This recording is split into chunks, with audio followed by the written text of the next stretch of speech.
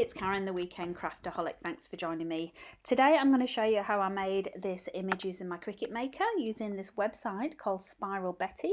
Apologies it didn't come out too good on the screen recording, but I'll put all the links down below as usual.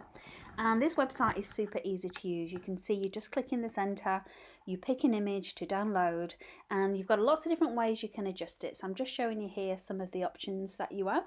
So you can see straight away that you're able to adjust the position as well as the sizing.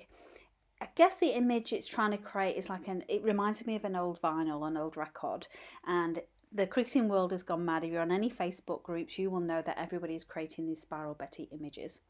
So I thought I'd do a quick video to show you just how easy it is to do.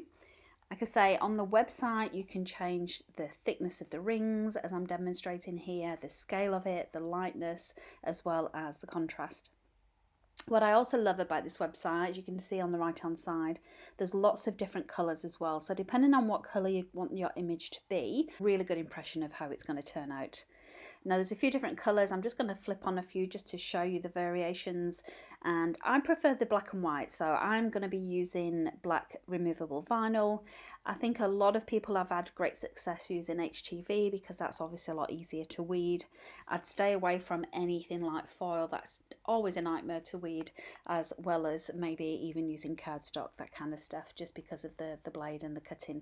There's lots of cuts. But this is the image that I'm going to stick with. This is what will be downloaded as an SVG file, and you can play around with the contrast. You can see how that changes the overall effect as well.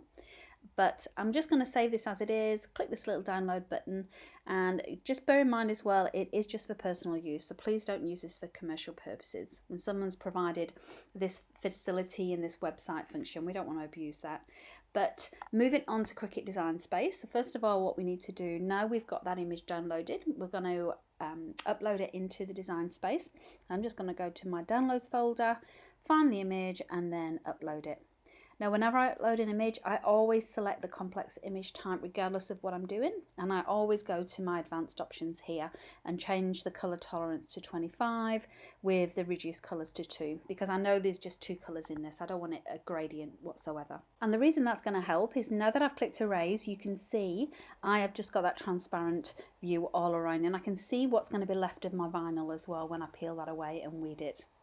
So this is going to be a cut file, so I don't need the print and cut option. I'm just going to select straight for cut image, and then I'm going to load it into my Design Space as well. So I'll select the image and then insert image, and then I've got it on my canvas.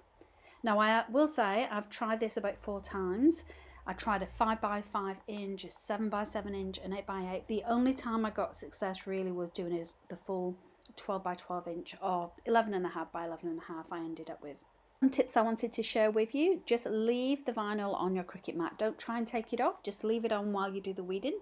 And you can see here that I've chosen to start from the center. I know a lot of people start from the outside edge, which of course you can do, but I just think it's so messy and clunky having all of that spur vinyl lifted up. You can see what I'm leaving here was the very finer bits, because I know the rings that I'm removing are those consistent wider strips. And I thought here that I would use a pen just to kind of unravel that, because what you want to do is really make sure that you're removing the vinyl in the direction, so you're constantly turning the direction of the pull in a circle. Otherwise the lines that are left on your backing sheet are just going to go out of whack and they'll be misshapen, and you might even stretch them as well with it being vinyl. I'm just going to zoom out here as well.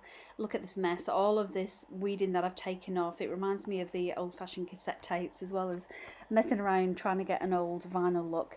But really great result. It's a super quick project to do. I'd encourage any of you to try it, especially if you've got any music fans in the family that you may want to give this as a gift to. I decided to skip the pen, as you can see, because it was slowing me down, and the further out I got, as long as I was pulling it in the direction that I needed it to go, I didn't have any troubles at all. This was attempt number 4 though, don't forget. Some of the earlier tries I did have trouble, and that's how I know now this technique really works for me. The other thing I would say is don't worry about transferring this onto transfer paper. You may as well just keep it on the backing sheet.